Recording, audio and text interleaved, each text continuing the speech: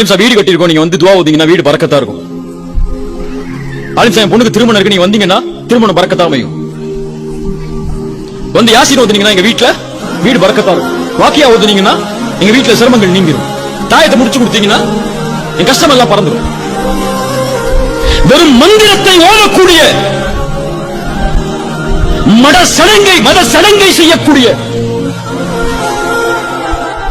வெறும் நீங்கள் கொடுக்கக்கூடிய அற்ப வருமானத்திற்கு வேலை செய்யக்கூடிய ஒரு மக்களாக நபிமார்களின் வாரிசுகளை ஒரு சமூகம் ஆக்கிவிட்டது.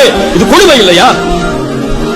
ஒரு பள்ளியை நிர்வகிப்பவருக்கு, ஒரு ஊரை நிர்வகிக்க தகுதியுடைய ஒரு இமாமுக்கு என்ன சம்பளம் என்று?